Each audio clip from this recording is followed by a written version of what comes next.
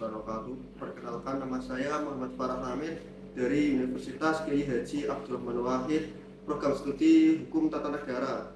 Di sini saya ingin mewawancarai Ibu Nisya selaku Ketua KPU Kabupaten Pekalongan dengan beberapa pertanyaan untuk memenuhi tugas pengantar ilmu politik. Pertanyaan pertama, bagaimana dampak kebijakan pemerintah seperti praktek uang kemungkinan melanggar dan tidak memikirkan pada masalah pemilu 2024? Mungkin bukan kebijakan pemerintah ya kalau praktek uang, atau mungkin yang lebih populer disebut money politik ya, yang biasanya ada pada waktu pemilu ke pemilu gitu ya. Itu mungkin adalah kalau saya mengatakan itu tradisi yang harusnya kemudian kita hilangkan, karena itu bukan sesuatu yang baik gitu ya. Mungkin itu sudah terbiasa di masyarakat kita mengartikan yang namanya pemilu adalah pesta demokrasi. Yang namanya pemilu itu, kalau yang namanya pesta itu senang-senang. Nah, senang-senang salah satunya ada berduit dan sebagainya ya.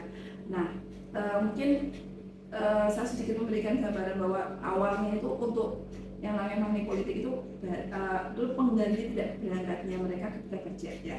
Tapi akhirnya endingnya adalah kemudian terjadi penyimpangan yang akhirnya bahwa money politik itu adalah untuk membeli suara. Nah, ini dampaknya sangat tidak bagus sekali kan. Akhirnya kita tidak bisa memilih pemimpin yang memang benar-benar berkualitas. Ya, karena mereka suaranya terbeli. Siapa yang bisa membeli? Ya, dialah yang menang. Akhirnya kita bisa mengatakan nanti pemimpin-pemimpin yang jadi pun ya asal-asalan. Dan kekhawatirannya ketika mereka jadi karena uang, yang ada dalam benak mereka yang pertama bagaimana menggunakan uang mereka. Jadi tidak ada yang kemudian yang prioritas pertamanya adalah mensejahterakan rakyat. Oh, jadi seperti kayak kasus yang kemarin itu jadi bupati yang gajinya 5 juta dikorupsi itu bisa jadi karena kalau kemudian kita bahasannya kayak udah mengeluarkan modal dulu ya kan, balik modal kan rugi gitu. Nah, makanya kita sangat menyarankan jangan kemudian kita meneruskan tradisi money politik itu, karena itu sangat merugikan negara. Berarti itu money politik itu seperti penyuapan berarti Bu? Iya, mungkin bukan suap sih ya, tapi pembelian suara. Jadi iya.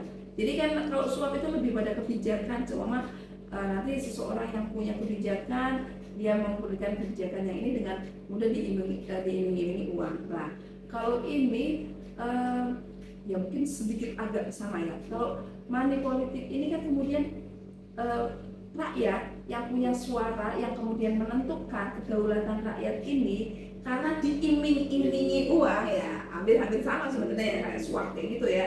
Karena diiming-imingi uang, dia kemudian memilihnya bukan lagi soal diidealisme, memilih yang pemimpin yang amanah, yang baik, yang berintegritas, tapi mereka memilih yang bayar.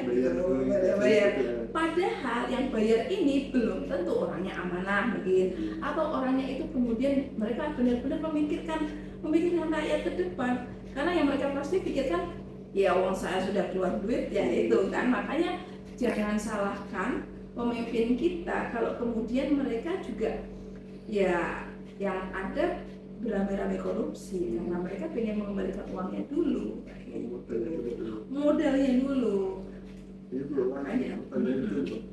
Bagaimana dampak perubahan batas waktu pemilu yang tadinya di 14 Juni 2024 menjadi 14 Februari 2024 terhadap proses pemilu dan dampaknya pada penyelenggaraan demokrasi di Indonesia? Jadi gini, bukan lebih begini ya. Jadi memang penyelenggaraannya yang tadinya 14 diajukan jadi 14 Februari. Tapi pada prinsipnya untuk tahapannya itu tetap 22 bulan. Jadi tahapannya diajukan juga. Nah, jadi tidak ada. Jadi untuk tahapannya, untuk persiapannya, insya Allah tidak bermasalah ya. Kita sesuai dengan tahapan-tahapan yang sudah ditetapkan oleh KPU. Nah, mungkin yang berbeda dari sebelum-sebelumnya adalah di masa kampanye. Kalau di tahun 2019 kampanye itu 6 bulan, kalau sekarang cuman 2,5 bulan, 75 hari. Nah, ini mungkin yang berbeda di situ. Nah, ketika biasanya di masa kampanye inilah kita mempersiapkan logistik untuk pemilu, ini kemudian tantangan bagi kami KPU adalah bagaimana dengan waktu 2,5 bulan ini logistik pemilu yang biasanya disiapkan 6 bulan ini harus selesai. Makanya kita biasanya manajemennya yang lebih bagus kayak gitu. Iya. Nah, makanya begitu masa kampanye mulai, kita alhamdulillah logistik sudah masuk. Jadi kita sudah mulai dari sekarang sudah memilah-milah logistik yang sudah masuk. Jadi persiapannya gitu aja sih. Jadi kita tertantangnya waktunya lebih pendek untuk waktunya. Jadi kita harus benar-benar memanage ini nanti selesai settingannya sampai bulan apa, distribusinya berapa hari, ini kita sudah harus cermat. Jadi tantangan di situ. Tapi insya Allah kita optimis ya, karena kita sudah pernah menyiapkan yang namanya logistik sebelumnya. Jadi seperti mungkin kita sudah tahu batasan bahwa untuk sortir lipat berapa hari, terus untuk kemudian distribusi berapa hari, insya Allah kita sudah petakan itu. Jadi tantangan itu insya Allah optimis kita bisa laksanakan. Terus lanjut ke pertanyaan nomor 7. Apa saat dan bagaimana pemerintah, penyelenggara, dan rakyat Indonesia akan menghadapi hambatan, ancaman, dan tantangan dalam upaya untuk mewujudkan pemilu yang berkualitas di tahun ini? Oke, ya, hambatan, tantangan ini banyak sih. Kalau tantangannya ini seperti kalau di kami ini kaitannya dengan iklim. Ya, ini kan nanti pas Februari itu musim penghujan. Nah, musim penghujan ini puncaknya di Februari. Ini tantangan bagi kami yang harus kami siapkan. Ini dari awal kan kita mengantisipasi. Karena Kabupaten Pekalongan ini kan dari pegunungan sampai laut ya, ada semua. Kalau daerah-daerah atas kita sudah mulai memilah daerah-daerah mana yang mungkin rawan longsor. Itu kita sudah pilah-pilah dan kita juga sudah siapkan untuk TPS-TPS-nya yang aman, gitu ya. Karena di musim penghujan ini kita harus kemudian mengamankan logistiknya. Jadi kita sudah mitigasi untuk itu. Kalau untuk daerah atas longsor itu biasanya di perjalanan aja. Tapi insya Allah untuk TPS-nya aman lah untuk daerah. Nah, kalau untuk daerah utara, daerah-daerah pantai, nah ini kan kita khawatirnya juga dengan banjir dan rob ya. Kalau kemudian karena di musim hujan ini ada beberapa kecamatan yang memang langganan banjir. Nah, ini kita juga sudah mulai memetakan TPS-TPS-nya dan nanti bagaimana untuk kemudian distribusi logistik dan pengamanan logistiknya, sehingga pada waktu nanti pas hujan pun tetap aman dan pemilu tetap berjalan seperti itu. Tantangannya adalah seperti itu. Kalau mungkin untuk masyarakat mungkin tantangannya ya bagaimana kalau kemudian mereka ya lebih cerdas, menjadi pemilih yang lebih cerdas, tidak gampang kemudian diiming-imingi ya, kemudian jangan mudah diintimidasi karena ada beberapa mungkin yang terintimidasi, ada juga yang penggiringan, nah gitu kan. Nah, seperti itu sih. Ya, lanjut ke pertanyaan nomor 4. Bagaimana peranan penting dari konflik sosial dalam pemilu 2024 dan bagaimana hal ini dapat diantisipasi sejak dini? Oh iya, betul. Di masyarakat kita, terutama yang di masyarakat di bawah ini kan biasanya gesekannya ketika mereka berbeda pilihan. Nah, berbeda pilihan ya. Apalagi yang paling ramai biasanya kalau partai politik nggak begitu ya. Tapi biasanya di pilihan presiden dan wakil presiden ini yang biasanya gesekannya kuat sekali ya. Kalau ini untungnya kalau saya melihat ketika ada 3 pasang ini lebih aman. Kalau biasanya yang 2 yang berhadapan langsung kayak kemarin di 2019 itu kan sampai terbelah cebong dan kampret gitu ya. Yang sampai akhirnya mau pemilu lagi itu masih berlanjut ya. Itu gesekan-gesekan di masyarakat yang memang mereka kadang-kadang ya di atasnya sudah selesai, yang di bawah masih belum selesai. Nah, ini tantangan itu yang kemudian terjadi ya, karena kalau saya melihat kalau 2024 ini relatif lebih menurun lah untuk gesekan ataupun ya apa ya ini kan di masyarakat, konflik sosial di masyarakatnya, karena ada tiga pasang itu. Beda kalau dua kan berhadapan-hadapan, kalau ini kan paling itu apa, ini masalah tentang apa, dinasti lah. Oh iya, karena Dinasti. salah satu kandidatnya adalah ya tapi kan tidak apa ya, konfliknya di masyarakat tidak begitu, paling ya itu namanya saling ya, masa kampanye biasanya ada.